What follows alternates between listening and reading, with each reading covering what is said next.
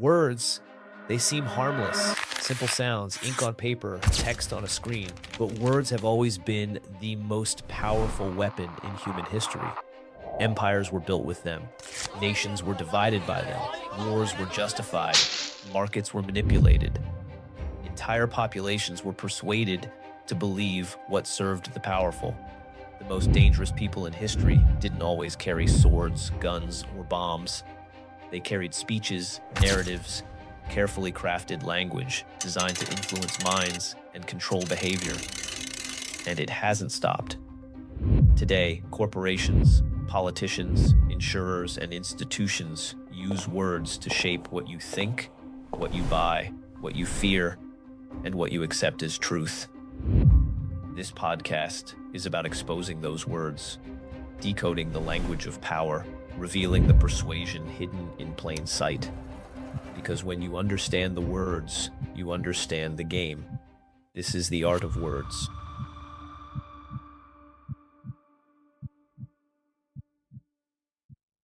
We're here to talk about words. Words kill. That's why it's called the art of words, right? 'Cause throughout history, the most powerful people didn't use bullets, swords, guns, bombs to control people and create devastation in their communities. They use speeches, right? They use words, persuasion, and it still goes on today, right? Yeah. So let's get into it. The biggest thing on the agenda, the Uber legislation. What is that? What does that mean? With legislation, they're trying to limit in personal injury claims how much attorneys fees will be, for auto accident cases, motor vehicle accidents. Yeah, so I guess the way that people have been seeing them is that they're trying to cap attorneys' fees, or at least this is what the marketing, the propaganda is they're trying to limit attorneys' fees on motor vehicle accidents, right? MVAs to 25%. Right. What's the current market? It's 33. So what, like 1/3? Right. And it could go up. It could right? go up. It could go up depending on what phase Sure. the case gets resolved. So their legislation wants to cap attorneys' fees out high end 25%. Is that fair? I don't think that's a question of fair. It's a question of market. What does that mean? That actually means what they're trying to do is basically deter people from obtaining an attorney, because a lot of attorneys may not be able to handle those cases at 25%. It doesn't make sense, because law firms are still businesses. It still has to make sense. And, way I see how the 33% came about was, they anticipated basically from the recovery, because there's medical portion also. So they're trying to estimate how much medical portion, how much pain and suffering for the client's compensation, and then, what the attorney's fee would be. So it was, split into three ways. So they thought the 33 will be, easy solution to basically, charge. Well, let's go backwards. I don't think a lot of people understand in, personal injury cases, which motor vehicle accidents are just a subset, right, of personal injury cases. I don't think the general public understands like how attorneys get paid on these cases, right? Because I think if I'm just a normal lay person, doesn't use a lot of attorneys, which I hope most of you don't use a lot of attorneys, because otherwise that means you get a lot of trouble. But, if I'm just an ordinary Joe, I'm thinking, yeah, when I hire an attorney, there's something to do with a retainer amount, but I'm paying the attorney hourly, right? So, like at my old firm eons ago, right? Like I might be billed out at like $600-700 an hour, right? And that hourly rate is based upon like, what your position is, or if you're an associate, senior associate, if you're a junior partner, equity partner, right? Like the higher you are within the firm, the more you bill, right? Your hourly rate gets higher. And it depends on the nature of the practice area that you're working in, right? So like some practice areas just have a higher hourly rate because it's more of a niche practice, like bankruptcy. I remember those guys even 15 years ago, right? Like they were billing over $1,000 an hour. I know a lot of people bill actually over $1,000 now, but like 15 years ago, that was kind of unheard of, right? So On the we high had some end, guys right. over $1,000 an hour, and I was like, wow, that's pretty crazy. But personal injury is different, right? Like Yeah, I talk mean, about a little bit about how like how do you charge? Like let's say I'm a guy, I'm a victim, I got hurt in a motor vehicle accident, and I'm looking to retain you as an attorney. So right. like how do I pay you? Do I pay you? No, I mean, we don't get paid until case is resolved. Basically, we work for free for a couple of years, hoping that, we recover at the end when we resolve the case, whether it was settlement or, going to trial. So we put in all the hours, fees, whatever is necessary to bring the case to the end. And we don't charge the client a dime. We haven't charged the client, in advance for anything, basically. Wait, so even all the advanced costs, right? Like getting police reports, getting medical records, Right. like I know some of these places, they are going to charge a fee to get the documents, right? Maybe hiring even like a forensic examiner consultant to go out to the scene and do a report, maybe like a reconstruction of an accident or something like that. Who pays all those fees? We do. Attorneys do. So me as a victim, I don't pay anything. And, me basically handle litigation side. Litigation side, even we don't charge anything while we are pursuing a lawsuit, such as deposition fees, mediation. Those are thousands of dollars we basically put up to resolve our client's case, in advance. And that's a commitment because we took on this case and because we believe in the case, we tell the client, hey, we'll do all the work for free up front. We'll pay for everything up front. Sounds like a horrible deal for the firm. It is scary, but that's why at the end, we basically ask the client to share the portion of their settlement because we took more risk than anyone else. Yeah, I mean, I think the way that I tell people is like, and if I'm sitting here thinking about it, I can't really think of another industry that does what the plaintiff's bar does, right? Plaintiff's can't. bar just meaning, attorneys that represent plaintiffs, victims that are suing somebody else for causing them harm because they were negligent in some kind of activity. Where we put up or shut up, right? Yeah. We got to actually not just talk the talk, we got to walk the walk because we advance costs, we advance fees. And even in a case like, we just had a case like this where we hire an expert, right, to do some study, Yeah. to do some, that might be tens of thousands of dollars. Right. And we won't get any of those fees back. We won't even get reimbursed. No. Unless we win, right? Exactly. So, like, not only do we have to win to get our attorney's fees, but we have to win just to get reimbursed, right? Like, what other industries like that? Is there any There other are industry none. like mortgages? Like, they're like, No. oh, I'm going to give you a loan for this home, but you don't have to pay.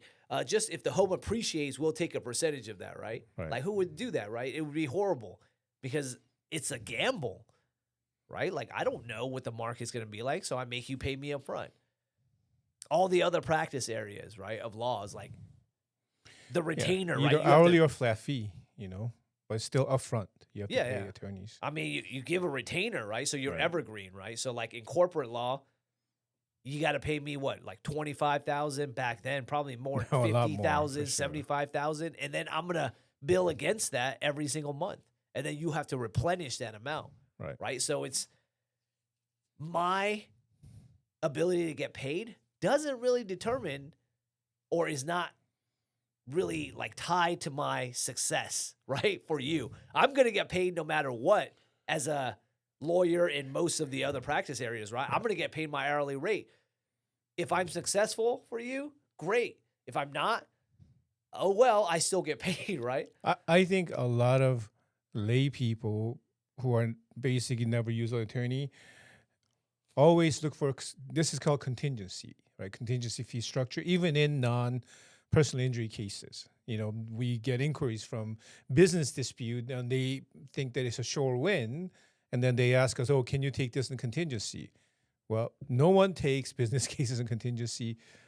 I could tell you, none of the attorneys that I know who do business litigation takes contingency cases. Only the personal injury attorneys take cases in contingency cases. But going back to Uber legislation, this is not about fees, because it is relative, because we're getting paid upon the total amount and then percentage, right? So 33%, 25%, it may not seem a huge difference, right? It could be if it's large settlement, but it is about taking away choices. They're trying to basically deter attorneys from entering into this practice, and then they're trying to basically deter people from obtaining an attorney, because what it's not just 25% you see on the advertisement. They're telling you attorneys are doing this, doing that.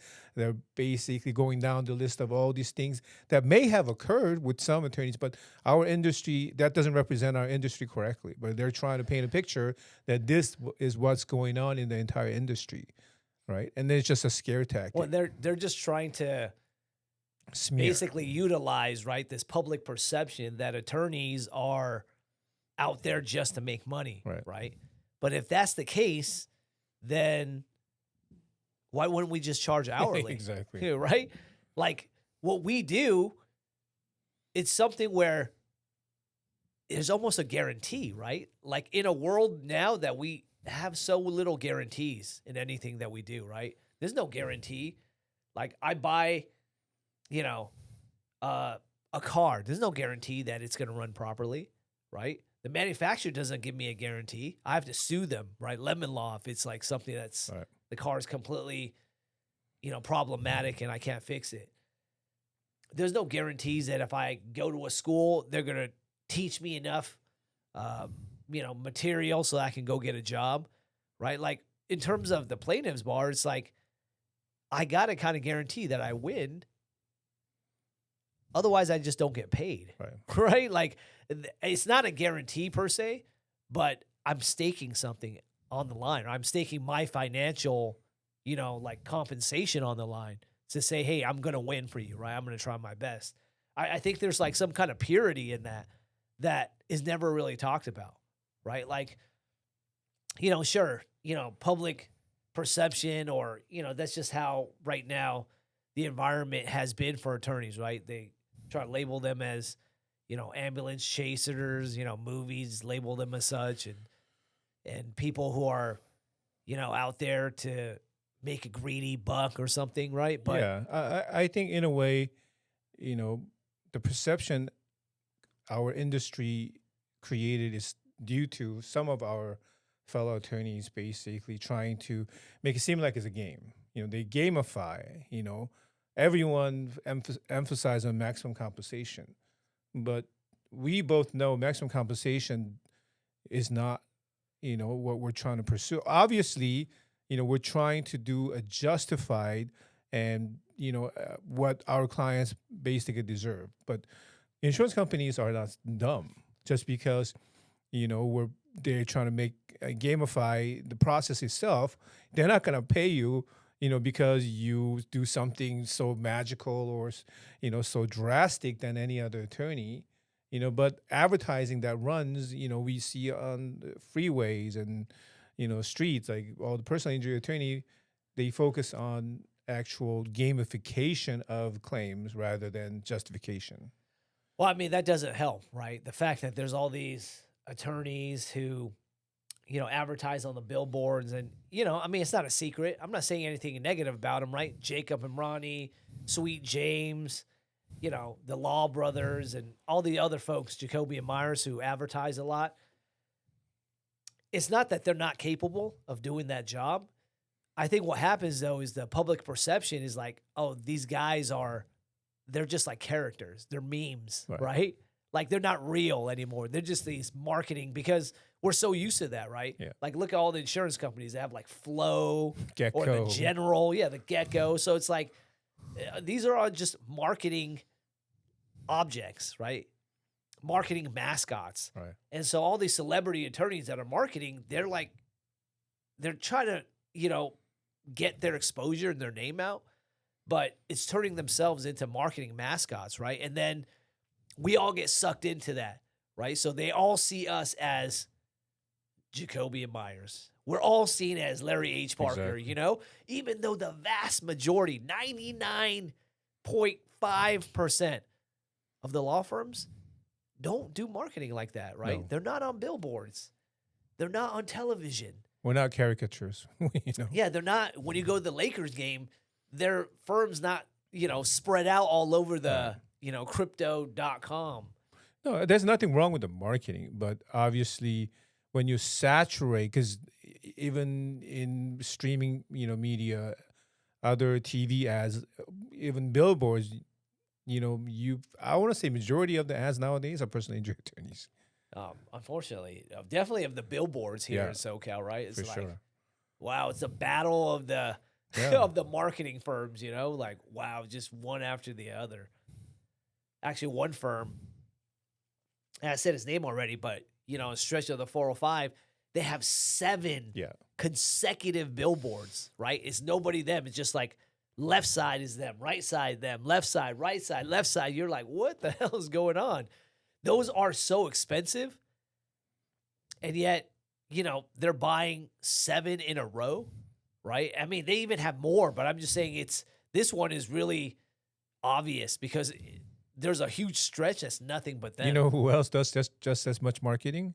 Insurance companies. Well, yeah, it's those two. So it's those two. Those two. It's those two. Who learned it from who? I know. I think the insurance companies actually started that, Insurance right? company, yeah. They actually have, I used to count how many insurance ads are Super Bowl ads. It was a lot of insurance ads. Almost every single major insurance company. If you think about it, they have, football players in the insurance company. Yeah, they have golfers in the insurance ad. Like they have all the Shaq- celebrities. Yeah. Shaq's with the general. Yeah. So they used to have, but I think what we need to talk about is who's bringing this legislation. Why is Uber Obviously, bringing? it's Uber. Yeah, and obviously they're affiliated with the insurance companies as well because Uber needs to be insured by insurance companies, and they're the ones who are basically seeing a lot of the claims. But Uber is disingenuous in actually making these false claims about our industry because they're more culpable than any other company in creating this traffic condition without any proper regulation. They have, failed screening of drivers, who drive basically with responsibly. We have a lot of Uber cases. We have a lot of, other rideshare cases. And, some of them probably are not properly screened, Well, I mean, I think it's just fair, though, too, Yeah. right?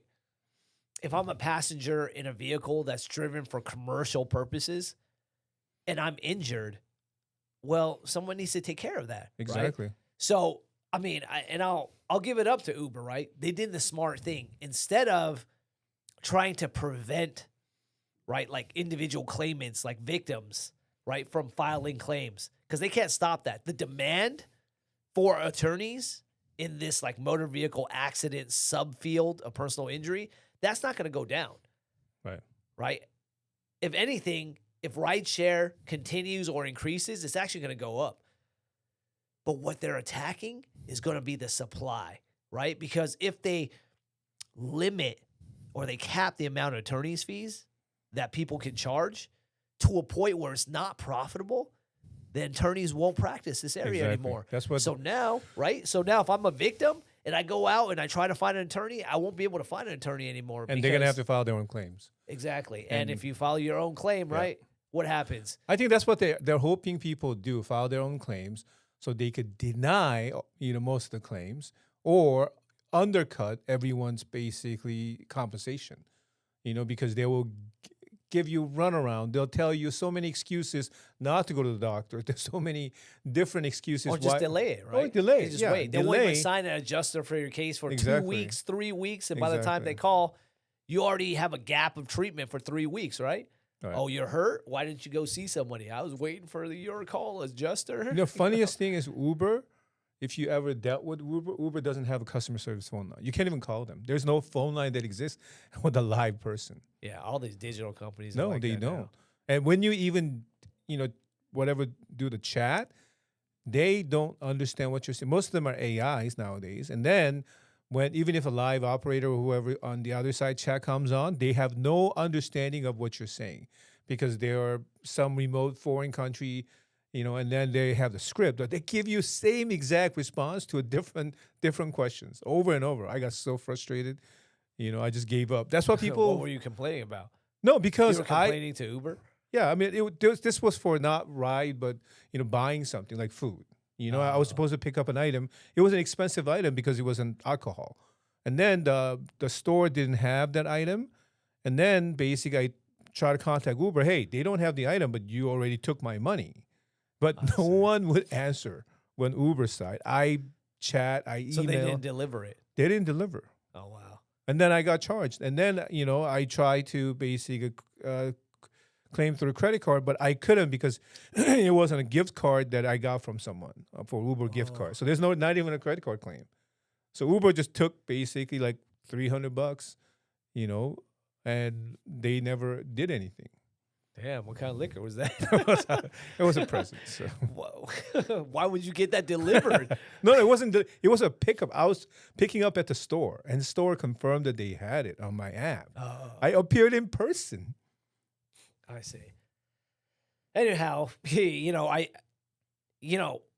and most likely, right, they're using California as the proving grounds, right? So if it passes in California, they'll take the same piece of legislation and go to all the other states, right? All the states that it can be applicable to. But why California first? Why? Why do you think they Because started this California? is the largest market for personal injury. They have the most amount of claims, most amount of PI attorneys in California. It hurts them the most, basically. Yeah, I don't know about the claim numbers. I don't know if California has the most rideshare claims. But I think why they attack California is because they've already seen another piece of legislation that had the same impact on Exactly. supply, right? MICRA, right? MICRA is basically the act that governs medical malpractice, right? So for many years in California, when MICRA was passed in the 70s, there was a limit as to the amount of pain and suffering, right, that victims could actually seek to obtain from the doctor who harmed them or the hospital that wronged them. And because of this cap on pain and suffering, right, a lot of attorneys just didn't practice med mal. You right? still can't find a lot of attorneys. Well, I mean, even they changed the limits too, and there's just not a lot of, I'll say, supply of attorneys because just people don't want to practice that because it takes so much time, so much advance fees, and then you're capped out. So you may not get that back, Exactly. right? So you may not get the benefit of the energy that you expend, right? So, they have an exact framework. They're like MICRA attack supply, and it works so well because all these doctors and hospitals were able to be protected from legal claims, even if they harm someone. Why don't we do the same thing, right? Right. So instead of MICRA, we're going to call this, MOVA, Motor Vehicle Act, just capping attorneys' costs or capping attorneys' fees on these cases, right? And we'll drive the attorneys away. But what people fail to understand is when you drive attorneys away, you give consumers less of an option because demand is still going to be there. Where's the demand going to go? If there's no attorneys, who's going to move these claims forward? No They're one. going to move it themselves? Yeah. I mean, Do they know how to process these claims? No. And then they won't be able to sue on their own, right? Right. Like, they can't bring this to litigation, so the insurance companies have nothing to fear, right? These people are just going to end up having to settle for pennies on the dollar, right? Right. Like, that's the environment that this Uber legislation is trying to create. Who wins here? Exactly. No one get unjustified amounts, whether or not you think that the amount of compensation is too large, right? But you haven't looked at what basically, happen in the case to end up in that kind of a judgment or settlement. As we practice thousands of, matters or process thousands of matters, I can't name one case that we thought, wow, this was, crazy amount that's out of proportion of what my clients basically had to suffer. Because insurance company have more matrix, they have mathematicians, they have statistics, they have a bunch of people who calculate these numbers, right? And then they give you that number. They're not nice enough to give you, oh, because I feel bad for you, I'll throw an extra couple of thousand. They never do that. But that's what they're trying to, portray. We're somehow painting a, picture of something that's totally unjustified, and we're taking more money than basically our clients deserve. But insurance companies are not that dumb. Well, I mean, think about it from Uber's perspective too, right? Like as we push further into the summer, we get closer to November, where the legislation is going to be voted on, right? The marketing push is going to get more and more serious. And so they're probably going to lean on, certain aspects of their, like from their perspective, right? They're going to say, hey, if we don't limit attorney's fees, it's going to drive up the costs of rideshare, right? Because we have all these claims that we have to pay out, which, by the way, if you're paying it out, that means they're legitimate, right? And it's their driver's fault. Yeah, I mean, that's legitimate claims. But they're saying, yeah, if we have to pay out all these claims, then we're going to have to pass the buck to the riders, to you, general public. Your cost of rideshare is going to go up, right? Is that true? See, that's something that always kind of baffle my mind. Like, it actually means is they're not going to meet their market expectation to their shareholders. So they're going to have to maintain their profit margin or predictions. The only way for them to do that is pass on the cost to the consumers. That's what they're saying basically, because, we don't want to lose money because our drivers are not driving responsibly and causing all these accidents and, basically having to pay out all this compensation. Instead of trying to monitor that, instead of, trying to reduce the number of these kind of accidents or claims, they're saying, okay, why don't we just pass it on to the consumer and then tell everyone, hey, because of the attorneys, because of these claims, we're going to have to raise the fees. So you're saying instead of them trying to make the ride safer, exactly, they're just trying to reduce the number of claims. That's exactly what they're trying to do, to protect their profit margin. Yeah, I mean, think about it, really. If, let's say, this passes and there's less claims and they pay out less in attorney's fees, do you really think they're going to pass that cost savings to the consumer? Hell no. Is that how it works? So they're going to tell their shareholders like, oh, yeah, you know what? Because we're so successful in passing this Uber legislation, cutting off consumer options, right, for attorneys, we saved $800 million, right, this year. But we're not going to actually keep it in the company. We're not going to pay this out in dividends. We're going to actually just make our rides cheaper. What do you guys think? What do you think, shareholders? Yeah, you think that's going to fly? See, this is what I always said too. In the history of insurance has never returned your premium because you basically did something, less than what they expect you to do. Meaning, let's say you estimated mileage is 10,000 miles per year, right? And you pay insurance premium based upon whatever the amount of driving you're going to do because they calculate the risk. But if you drive 6,000 miles a year, right? And then do they pay you the difference of 4,000 you didn't drive? They don't do that. They just keep the money because it's based upon an estimate, not actual miles driven, right? But that has happened in my lifetime. One time they actually refunded the money is during COVID. Yeah. People got premium back. And people think that they didn't drive at all. Not only that, people think that because insurance companies are nice enough, actually they are mandated by the DOI. There is actually legislation. If you do not meet certain whatever limit of, driving, they have to give money back. That was actually by, and who passed the legislation? Attorneys. To make sure consumers are protected when these kind of events happen. We've all prepaid our insurance, for whatever the COVID year, and then there was a law that was passed many years ago thinking that this kind of thing may happen and they have to refund the premium. That's the only time. Otherwise, they kept the money. Well, I don't fault the insurance companies because they're not, right, NGOs, they're not nonprofits. And I understand the insurance companies exist in order to make money for themselves and their shareholders, right? Like any other business. The problem becomes when they're purposely out to harm victims by Right. reducing the value of their claims in an unfair and unreasonable manner, right? And I think as attorneys, we see that over and over again.